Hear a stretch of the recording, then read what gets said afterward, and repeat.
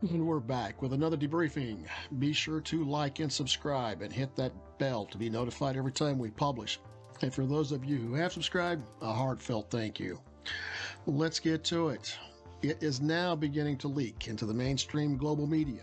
Vladimir Putin sent Russia's ground forces into Ukraine with old, outdated, and broken down weaponry and attendant support and maintenance equipment.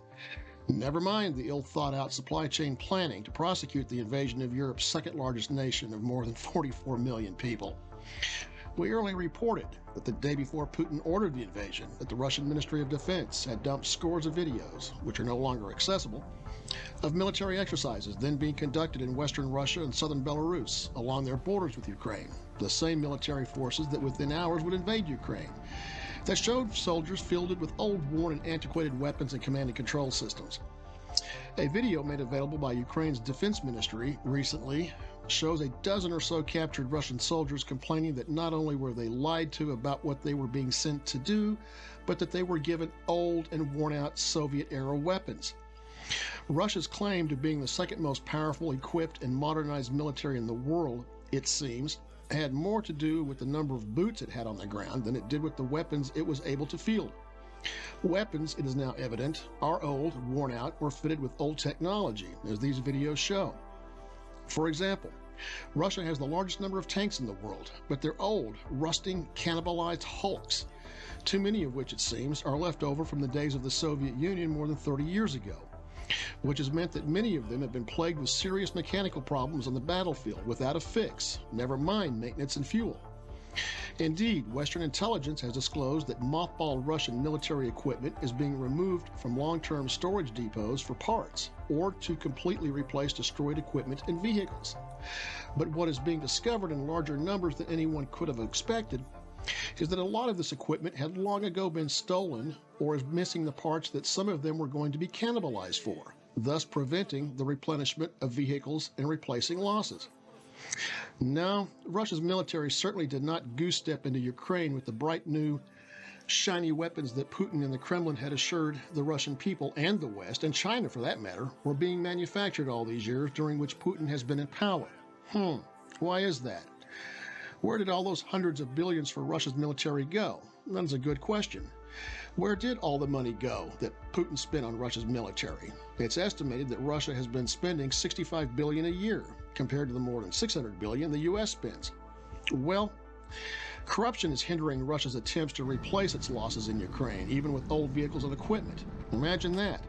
It was just days ago that U.S. and NATO intelligence officials openly warned that Russia's soldiers' deployment with so many older weapons, from long guns to armor, in addition to rapidly dwindling supplies, including for maintenance and repair, has and is playing a not insignificant role in impeding the Kremlin's progress in Ukraine, especially as Ukraine's military has been able to halt Russian advances in many places.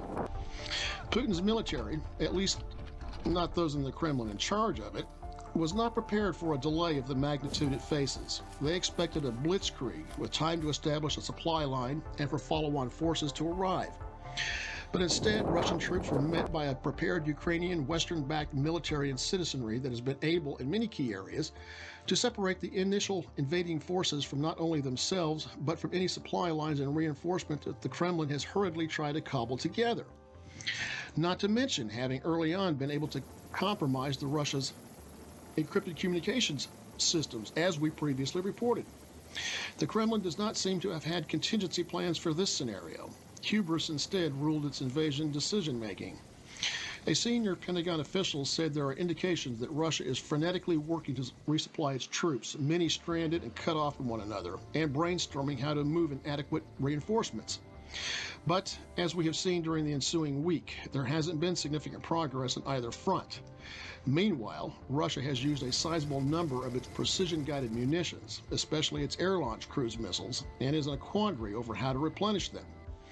Moreover, intelligence officials said Russia's precision-guided and other missiles have had a failure rate as high as 60%, which would certainly seem to be evidenced by the magnitude of photographs and video of unexploded ordnance strewn across the Ukraine landscape that has emerged since the war began. The UK Defense Ministry stated that the 60% failure rates of these weapons will compound Russia's problem of increasingly limited stocks, forcing them to revert to less sophisticated missiles or accepting more risk to their aircraft, which in fact is something that is beginning to be seen and which we'll be publishing a separate video report about.